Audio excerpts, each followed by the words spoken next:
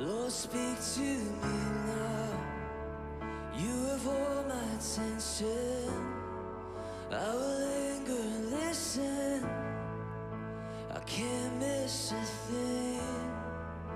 Lord, I know my heart wants more of you. My heart wants something new, so I surrender all. All I want is to live within your love, be undone by who you are. My desire is to know you deeper. Lord, I will open up again, throw my fears into the wind. I am desperate for a touch of heaven. Whoa, whoa,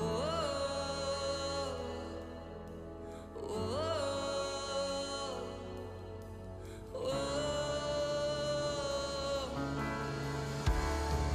You're the fire in the morning, you're the cool in the evening, the breath in my soul, oh, the life in my bones. There is no hesitation in your love and affection. It's the sweetest of all. Lord, I know my heart wants more of you. My heart wants something new, so I surrender all. All I want is to live within your love, be undone by who you are. My desire is to know you deeper. Lord, I will open up again, throw my fears into the wind. I am desperate for a touch of heaven. Whoa, whoa,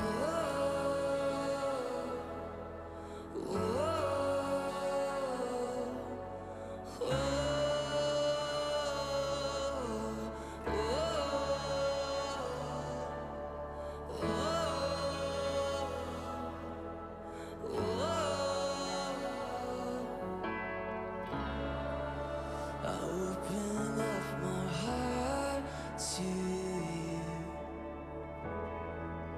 I open up my heart to you now. So do what only you can. Jesus, have your way in me now. Come on. I open up my heart to you. Yeah.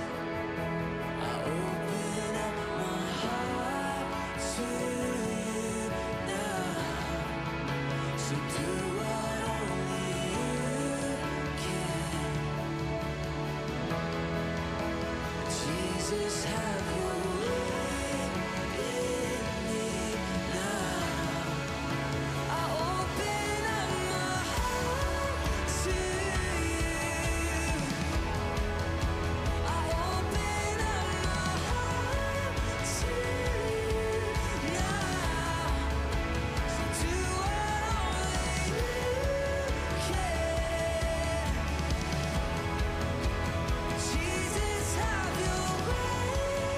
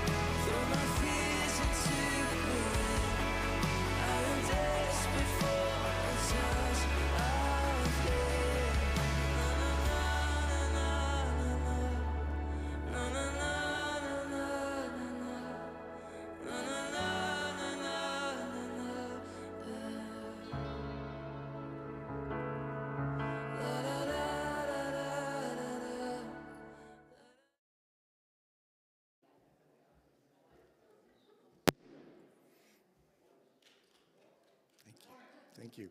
Good morning, everyone.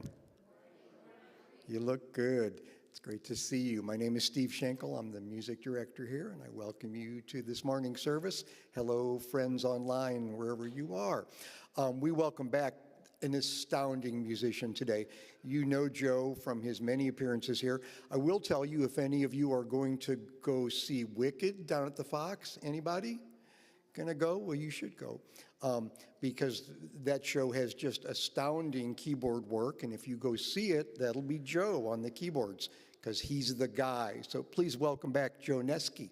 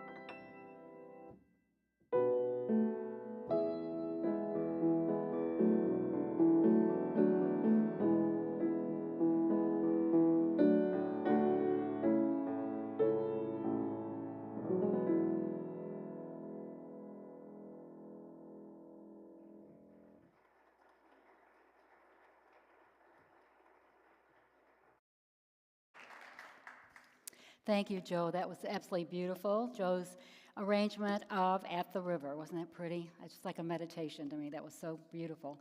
Good morning, everyone. I am Reverend Jan Mourning. If we haven't met, I am so happy to see you all today. It's a little cold out there, but we're making our own warmth and our own sunshine, right? Making our own light. So if you are here for the first time, I would like to especially welcome you. We just know that everyone in the sanctuary, but especially our first-time guests, are here by perfect divine appointment, here to bring something unique and wonderful to each one of us, and it is our fervent prayer that you take something equally unique and wonderful away, just exactly what your soul needs from this service. So we do have an offer for you if you're here for the first time, and that is we would like to gift you a year's subscription to our Daily Word magazine, which you'll hear from in a few moments. You should find yellow guest information cards in the pew in front of you, and if you're interested in one in that year's subscription, please fill one out and then turn it over in the back and mark the appropriate box. If you fill out that card, we will not harass you in any way, but we will just send you your year's subscription. So we're just so glad that you decided to spend your time with us this morning. If you are streaming, just simply hit our website, unitystl.org, and go to the Contact Us link and indicate that you would like the same subscription, and we'll make sure that we get one started for you also. If you need prayer and you're in the sanctuary, we'll have a prayer chaplain on duty afterwards. You'll hear from her in a moment. If you're out in the world and you need prayer, hit the Need Prayer link on our website. We have an amazing group of prayer chaplains and a prayer circle that's been going on for almost 100 years, so a lot of history there. So first of all, thank you to everyone who's donated to our new Abundant and Free initiative, Free in 2023 initiative. This is our fundraiser, simply not to buy anything fancy, but just to build up our reserves so that we have a little more leeway when some of those big unexpected expenses hit us, you know, like an air conditioner or something like that. So remember, every single time you donate to this initiative, whether it's $5 or $500, you get a little puzzle piece, and there'll be a board member out there after service to help you find the puzzle piece you want, if you want a specific one, and attach it to the board so that our black and white picture of our church will soon look like the colored picture on the screen. So that's our goal. Right now we've only been doing this a couple of weeks. We have $1,743. So we have begun. So thank you to everybody who's donated. We appreciate that. And so before we move on, I do have a few announcements. Others will be displayed on the screen after service. First of all, today we begin a new Sunday series on the book, The Lazarus Blueprint, which I'll talk a little bit about later. And next week, our licensed uni teacher candidate, Hope, wave your hand, people don't know you, Hope Dotson will be starting a follow-up class. So she'll be talking about the Sunday afterwards, you know, what we discuss on Sunday morning. There's a sign-up sheet in our bookstore. Books are there for $12, and she'd like you to read the introduction and the first chapter. Is that correct? So to be ready for the class next week. The class meets from 9 to 10. I know for you early birds, that's not early. For you people who like to sleep in, it's worth it. So come, because it really gives you a chance to talk about how you're going to apply the principles in your life. It makes the whole thing more meaningful. So today our community service ministry meets at noon in the adult classroom. This is our ministry that reaches out into the community and helps us serve the greater community. We have Feed My People and various other groups that we support. And so if you're interested in that, if that kind of tugs at your heartstrings, everyone is welcome. It will be at noon in the adult classroom, which is right through the bookstore. We did receive some notes from people whom we adopted for Christmas, and I have them down on a table downstairs, so I'd love for you all to look at them when you go down, but I just wanted to read one of them to you just to have you get the feeling of how many lives we've touched. She writes, "I want to thank you, truly thank you so much for the beautiful basket. I thought I was in a dream world. Wow. It was tears of joy. It brought tears of joy and a very happy heart to me. I can now get a Christmas dinner, things I need, and cold medicine at Walgreens. This means so much to me. I will keep that basket with my little box on it on my shelf forever. This is something to remember.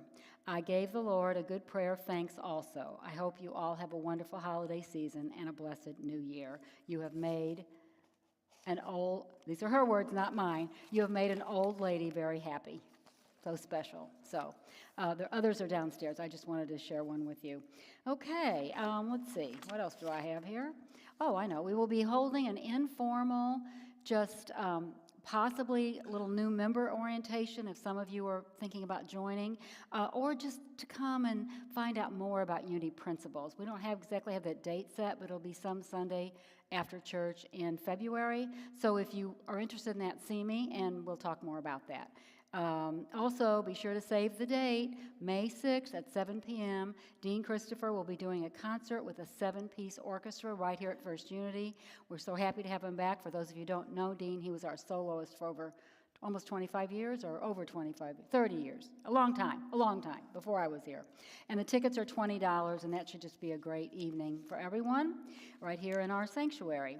So today's message is in plain sight, and afterwards, Lynn Mark will read the daily word and lead us in prayer.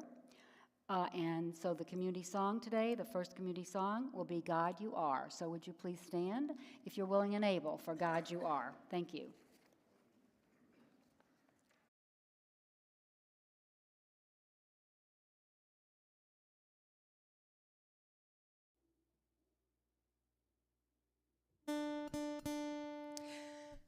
God, you are every mountain. God, you are every ocean. God, you are every canyon, every inch of earth and sky. God, you are every morning. God, you are every midnight. God, you are every moment, every second of my life. Everything I see, everything I do, everything I am is you. Everything above, everything below, everything I know is you. God, you are every sunshine. God, you are every moon glow. God, you are every star shine, every inch of earth and sky. God, you are every springtime. God, you are every snowfall. God, you are every season, every second of my life. Everything I see, everything I do, everything I am is you. Everything below, everything above, everything I know is you. 'Cause you are the very breath I breathe, and your perfect love created me. Everything I see, everything I do, everything I am is you. Everything above, everything below, everything I know is you. Everything I see, everything I do, everything I am is you. Everything above, everything below, everything I know is you.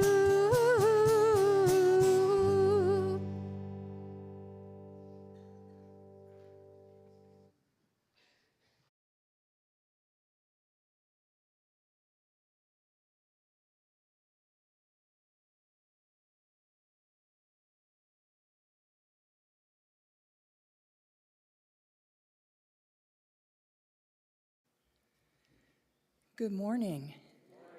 Hi. My name is Lynn Mark, and I have the honor of being your prayer chaplain this morning. And what that means is I'll be nesting in that little corner over there after service for anyone who has any need in your heart or your mind, anything that you would like to pray about. And it's really important to remind everybody that all things said in prayer are kept in absolute confidence. Okay. Well, this is timely. Today's daily word is prosperity. I broaden my perspective of prosperity. Would you say that with me? I broaden my perspective of prosperity. When I think of prosperity, I may think of financial wealth or my possessions. I may even feel tempted to compare my life to someone else's and feel as though I came up short in comparison. Today, my understanding of prosperity grows. Feeling safe and secure in who I am is prosperity. Knowing I am gloriously made in the image of God is priceless. Realizing the abundance of the natural world and partaking of it is a gift. All of these are wonderful reminders I reside in the kingdom of heaven. The more I appreciate the riches of the material world, the more aware I am of my greatest prosperity, my oneness with God. And from Matthew 6, verse 26, look at the birds of the air. They neither sow nor reap nor gather into barns, and yet your heavenly Father feeds them. Are you not of more value than they? Let's pray. Precious Spirit, today we are reminded that in God's universe, abundance makes creation possible. Today's daily word, prosperity, speaks to us of the many opportunities we have to use this abundance wisely. We pray that we may see our way clearly to the best possible use of God's gifts. And so it is. Amen.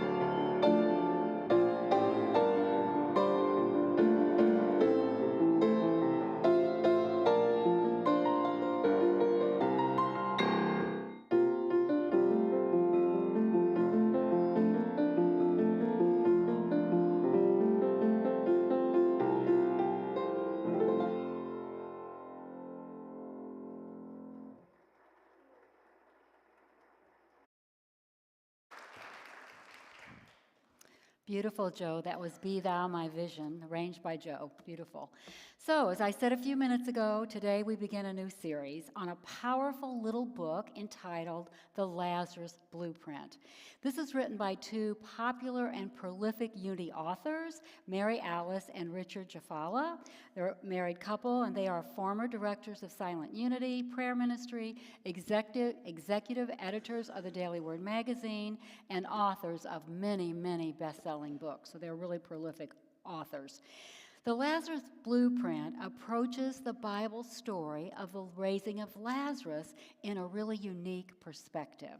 To explain the process, the authors draw an analogy from the world of art, where X-rays and infrared techniques are used to verify a painting's authenticity.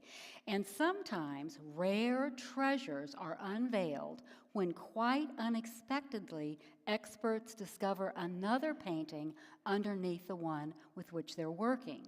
Two examples. Underneath Van Gogh's Patch of Grass, a portrait of a peasant woman was discovered, and under Da Vinci's painting, Virgin on Rocks, one of Da Vinci's earlier sketches was uncovered. So in each case, a potential masterpiece lay unseen and unappreciated for centuries, and likewise, under the literal details of the raising of Lazarus story, the JaFollas unveil a hidden masterpiece that reveals an extraordinary blueprint for transforming our lives today, even though the story is over 2,000 years old. So in Unity, as many of you know, we consider the Bible a valuable spiritual resource for us. It is a body of history, a moral and ethical teaching, a profound literary collection of wisdom reflecting the understanding and inspiration of the writers of the time. And when we look beyond the literal events, we can find deeper personal meaning about our spiritual awakening. Unity co-founder Charles Fillmore wrote, "The characters and places in the Bible represent ideas in one's own mind. When this symbolism is understood, we can follow the characters in their various movements and thus find a way to solve all life's problems." Charles Fillmore fully believed that each and every one of us has the ability to interpret the Bible on our own, to discover those hidden spiritual truths. It wasn't until I found Unity that I realized the Bible is like a treasure hunt. There's so much in there underneath the surface. So the JaFollas call the Lazarus story an ancient secret hiding in plain sight. They write, "The Lazarus Blueprint will bring to light the masterpiece that lay underneath the biblical story for 2,000 years. Woven throughout the ancient story, yet concealed in plain sight, lies an extraordinary blueprint for overcoming a difficult challenge which may seem impossible." So they ask, are you struggling with any kind of a problem? Whatever your need, physical, mental, emotional, or spiritual, you can utilize the 6 steps of the blueprint to overcome any unwanted situation and truly to redesign your life. The steps, they say, are so universal, timeless, and powerful that they work for everyone who, as my former teacher, Joe Warren, used to say, for everyone who's willing to work them, right? They work if you work them. So before we address step 1, we'll begin with a summary of the story. I'm sure a lot of you have heard it before, but it might have been a while. I'm going to read the summary adapted from the book.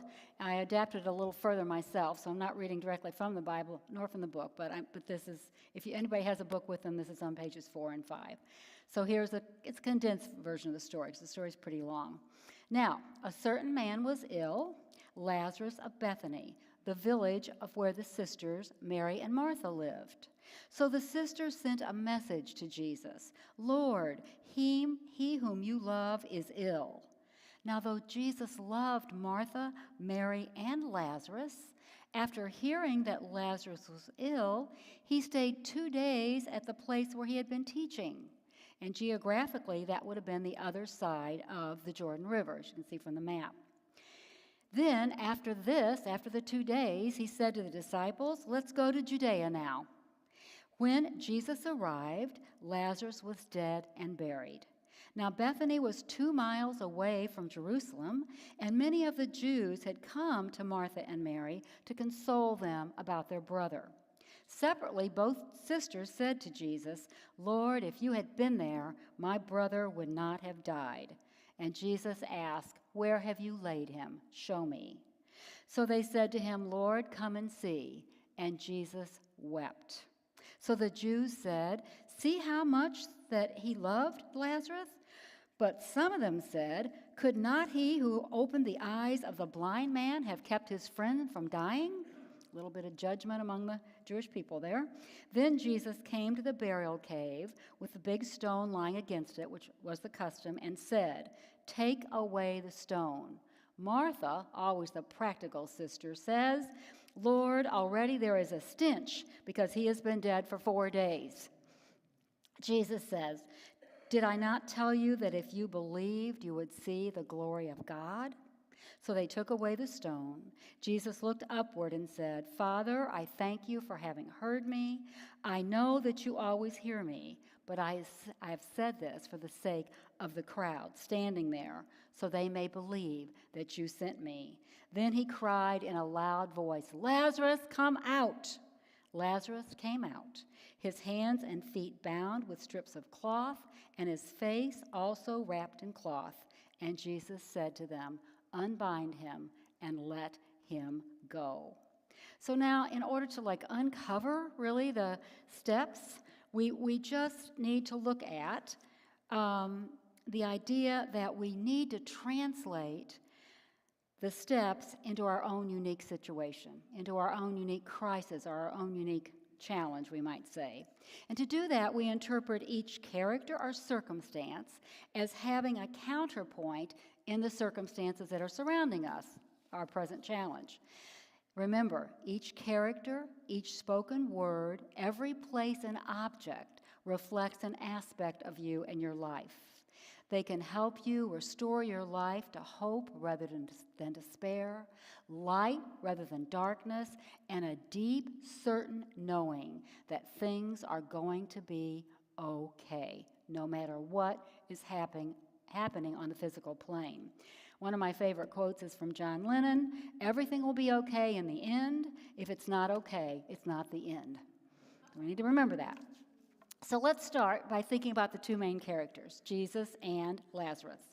The JaFollas suggest that Lazarus represents the current you, that a symbol of your current problem, we might say. They write, "Lazarus lying lifeless in the cave represents the you that is encumbered with a healing challenge, the you that is struggling with an addiction, trapped in an abusive relationship, or a broken one, the you who doesn't feel fully alive because maybe you've had an extreme loss in your life, or maybe you've had to put your dreams on hold.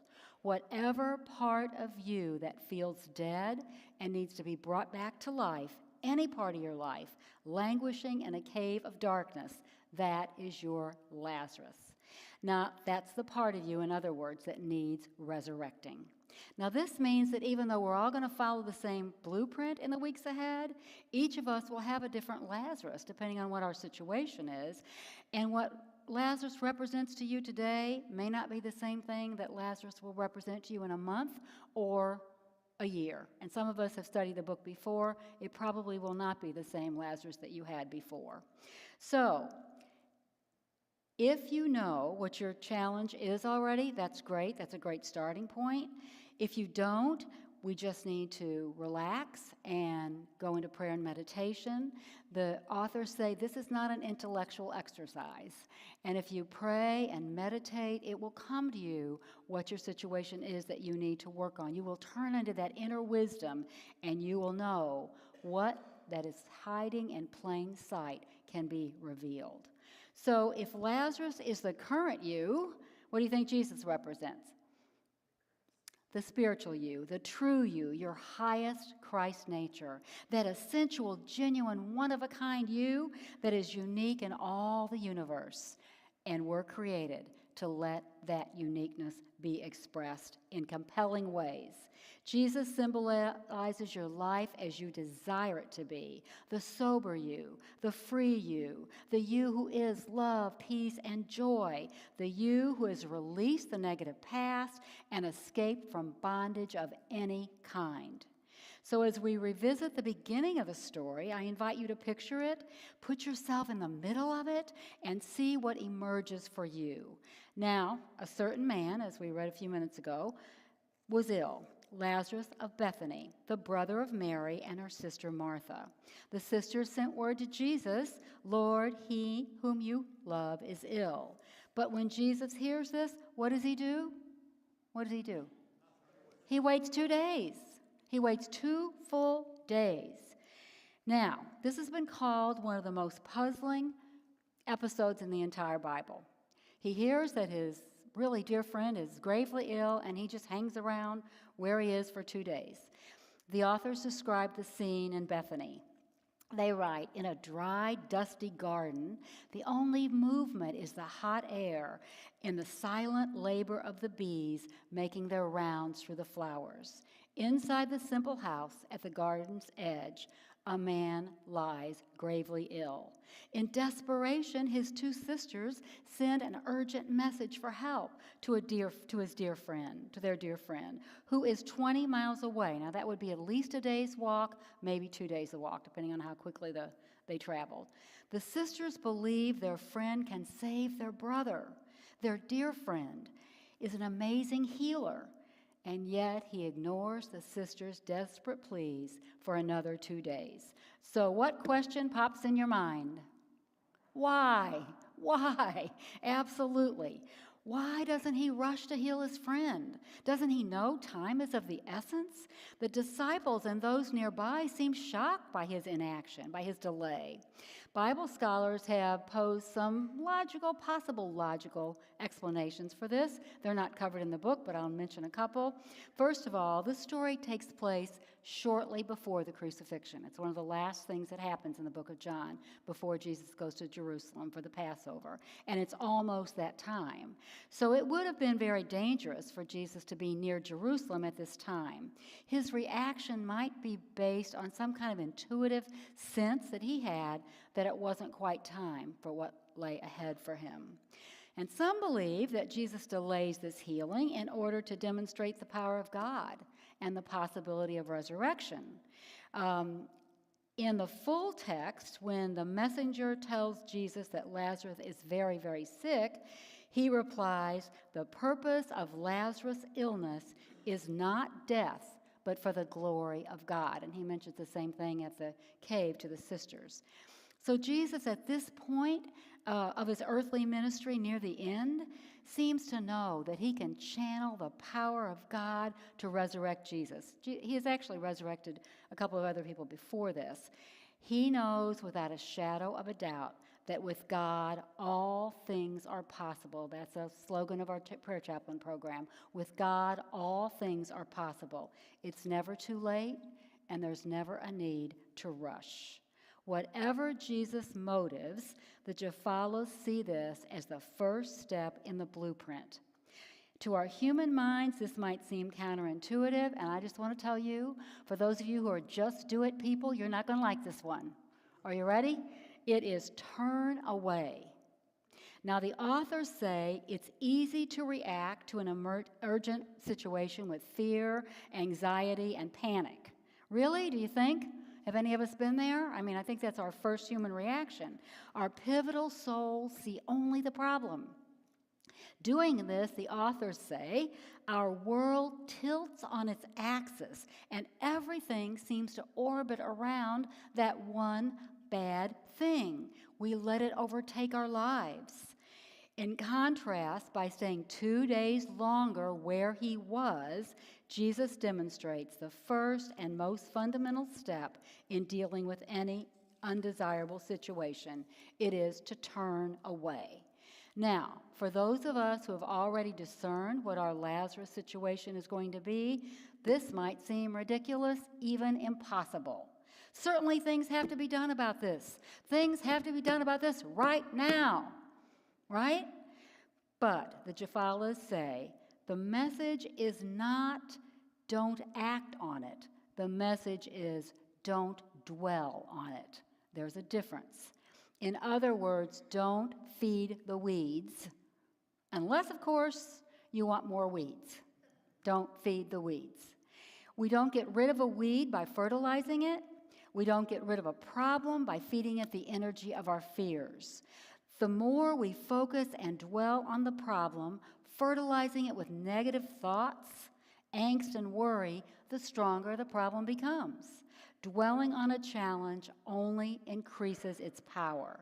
The authors say it grows out of control. Its destructive roots reach into more and more areas of your life, crowding out more constructive thoughts, choking and overtaking them like weeds in a flower garden, and I might add, like my backyard sometimes. So if you allow a problem to dominate your life, the problem takes over your life. The good news is it does not have to be this way. There's a reality beyond the problem that we need to see. We don't have to sink into quicksand. When we get so mired in a problem like this man, the more we struggle, the deeper we sink. If we allow ourselves to be caught up by the situation, we become trapped in a prison of our own thoughts. A person in quicksand needs something on solid ground on which to stand and to grasp. The authors say, no problem is ever solved when you're bogged down. Albert Einstein said, I love this quote too, no problem can be solved with the same level of consciousness that created it. We have to rise above it. We have to view it from a different perspective, and there's always a different perspective. So, this is all well and good, but how does it really translate to the solution that we seek, what we want to see manifest in our lives? Well, for guidance, let's turn for a moment to the two sisters, Martha and Mary. What do? Well, in spite of really disturbing circumstances, really disturbing outer appearances, they send for help. They believe that the situation can be reversed. The JaFollas say that the sisters symbolize our own cry for help. Now, this could be in the form of prayer, it could be in the form of a visit to a doctor or a financial advisor, or it might mean calling a friend. The important thing is that the sisters in you, that part of you, that inner guidance and wisdom, knows that the situation is not hopeless. Therefore, you're reaching out for help. Just like the sisters reach out in faith, that it is not too late. Now notice that they don't ask their neighbors for help. They turn to Jesus, representing and symbolizing the Christ, and that's where our help always lies. So the JaFollas say that step one of the blueprint requires you to be aware of the situation, the one you want to overcome, without elevating it to top position in your mind, without, dwelling on it every single moment.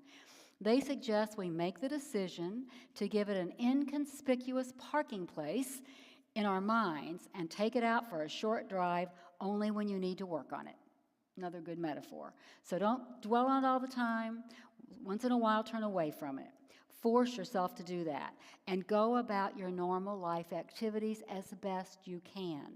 This is crucial because it sends a subtle but important message to your subconscious that a solution is possible. That's the first thing we need to grasp. By subconsciously accepting this message, you open yourself up to what Michael Beckwith calls the promised land of infinite possibilities. Infinite possibilities for your problem. Now, we often hear that phrase, and we say this in Unity sometimes, you are what you think. Well, the JaFollas fine-tune it a bit. They say the truth is you are what your mind and emotions are feasting upon. You are that upon which you dwell. And they say we want to be very clear about this.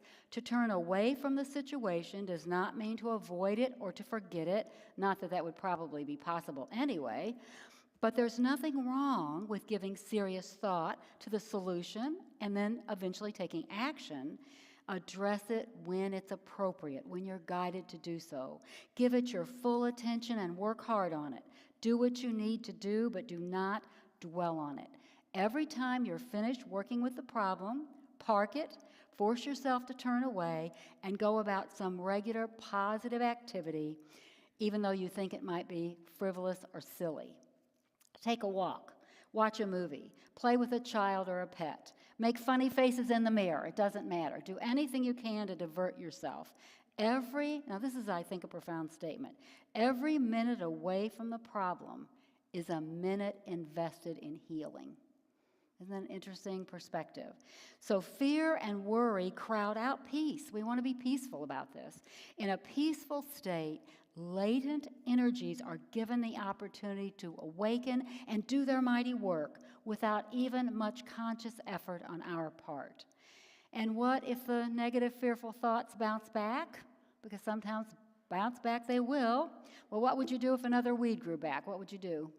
You'd pull it. You'd pull the weed. You'd push the thought away. Take charge of your mind and turn away from negative thoughts every single time they rear their ugly heads. Keep pushing them back, and eventually you will learn that they are not welcome.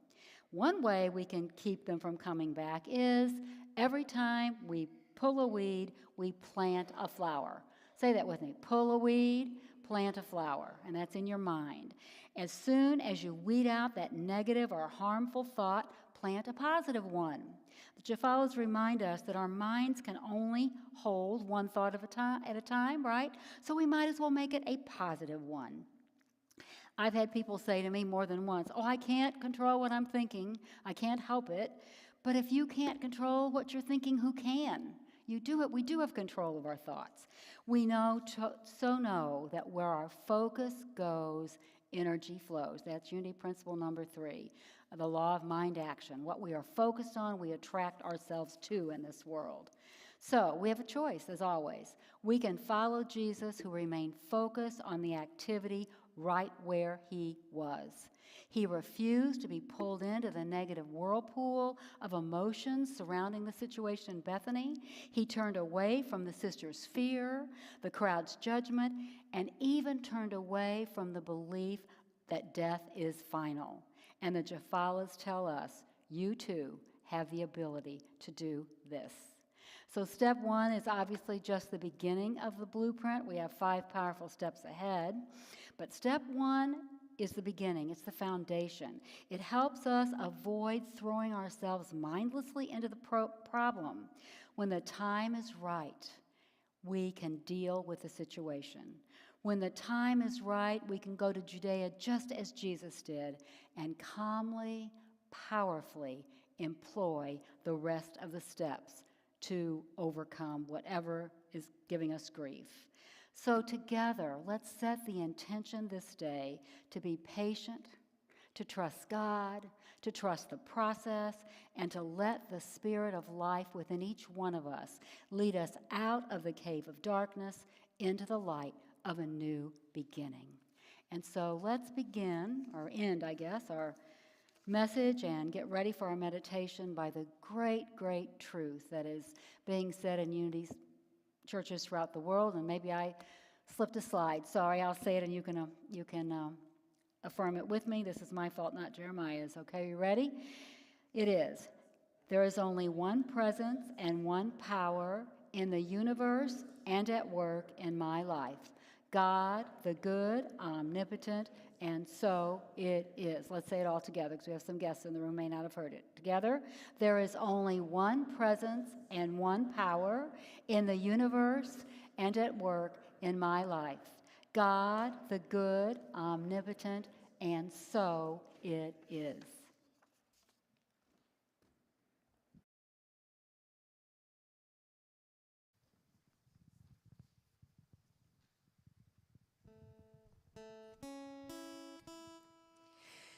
In the silence, there is a sacred place, a secret meeting place. Love is there.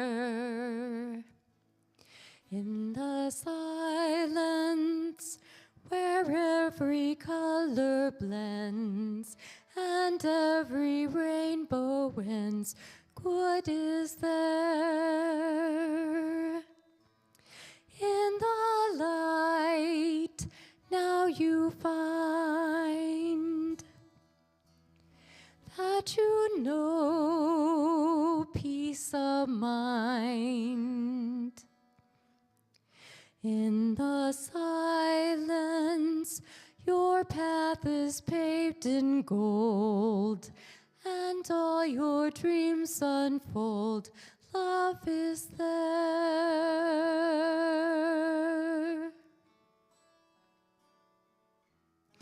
Peace is there.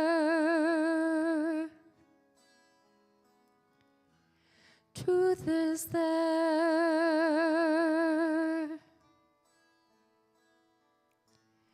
God is there.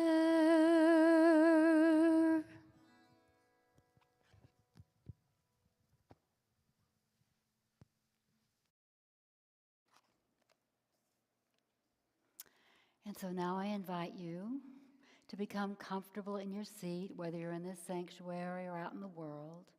Take a deep cleansing breath, breathing into the infinite presence within. Hold it for a few moments longer than normal, and then gently release. Just let go. Take another restorative breath, and as you exhale this time, slowly release any tension in your body, any worry in your mind, any thoughts of separation in your consciousness. Let go of any thoughts of limitations that you have placed on spirit or on yourself. Continue breathing in and breathing out, and with every breath you take, turn inward, Godward, moving deeper into that inner sanctuary of your own soul. So right now, in the silence, your sole purpose is to experience the presence and power of God and to know the truth of your being. God is present in this holy moment and always, surrounding you, enfolding you, indwelling you in pure, unconditional love and energy. You are one in that energy and love. You are a spiritual being on this earth to reveal the power and majesty of the divine. Never think of yourself as anything less. So in this consciousness, let's take the story of Lazarus to heart. Ask yourself, is there some problem or challenge in this physical plane that seems to be trapping me in a cave of darkness?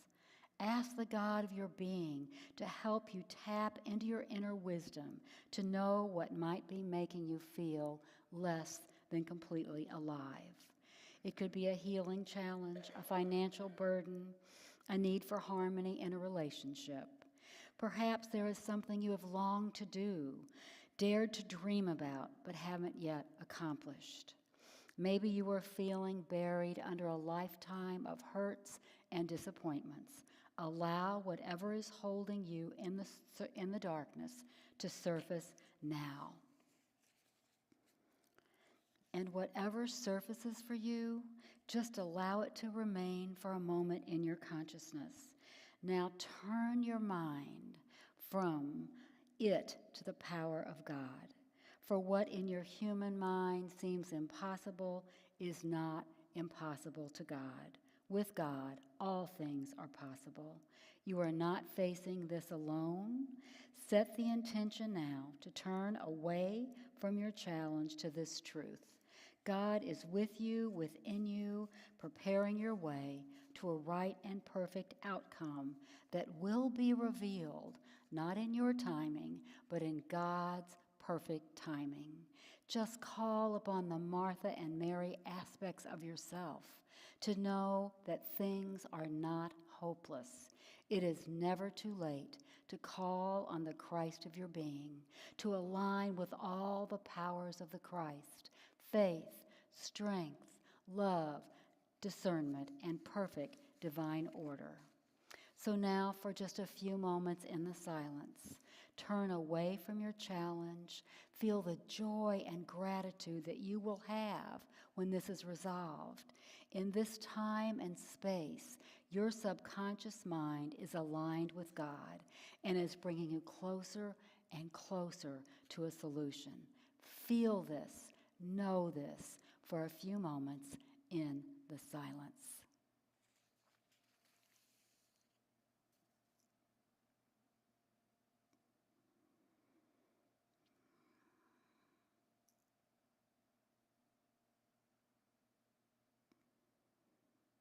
And so now, as we come together as a greater spiritual community, we do so in gratitude for the faith of infinite possibilities of goodness and godness in our lives. We realize that being able to turn away from the challenge prepares our hearts and souls to move into the other steps of the Lazarus Blueprint toward peace, healing, and joy. One with God and one with each other, we radiate love and peace out into the world. And in the deepest kind of trust, we claim this and we name this and we say, thank you, God. And so it is. Amen.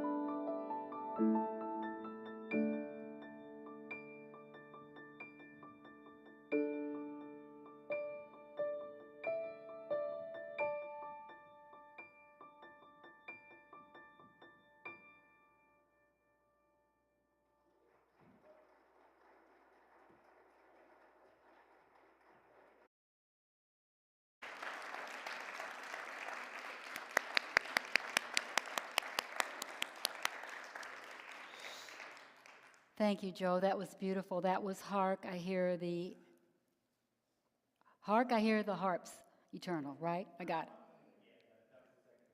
Okay. Got it. Okay. Thank you. It was perfect for the lesson.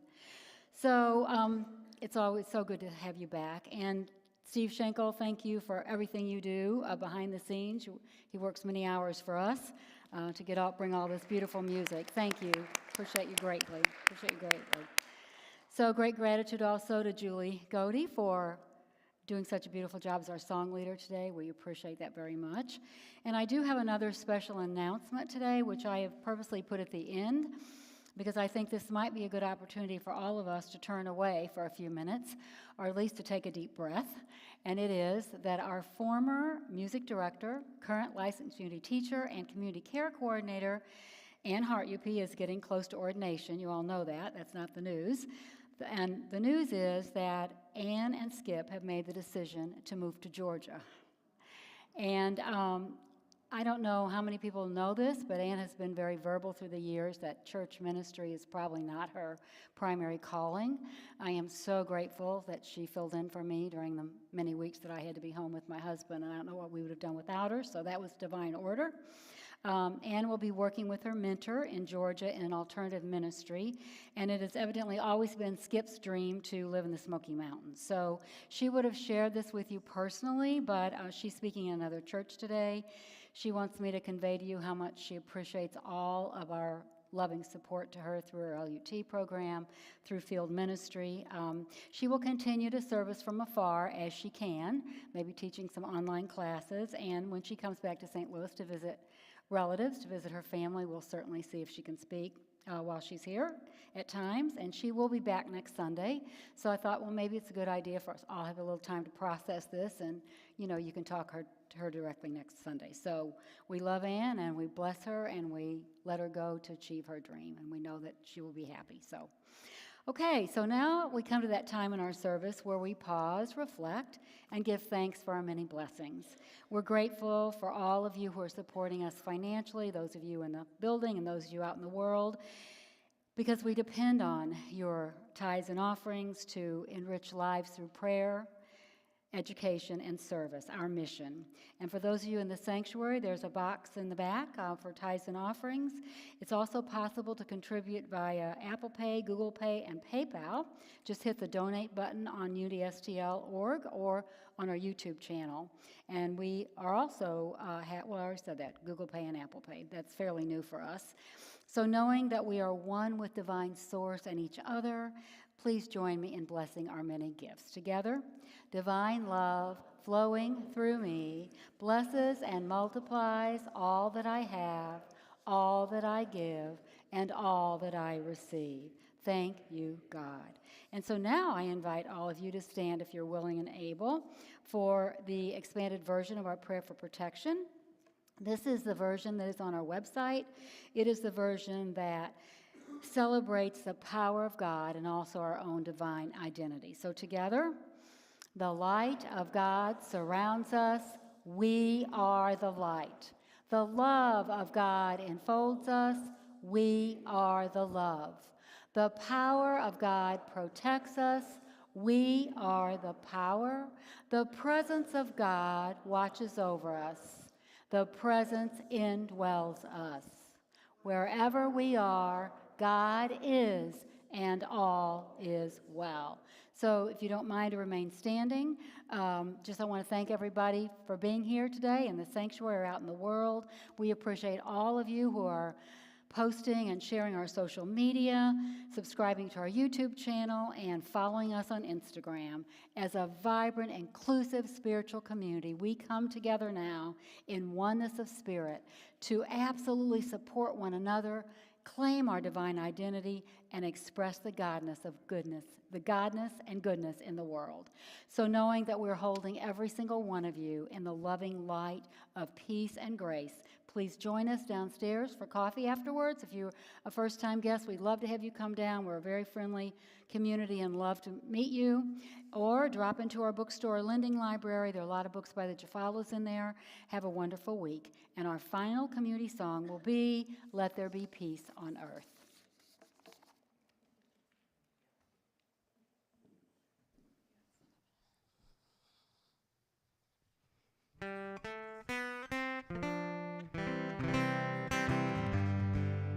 Let there be peace on earth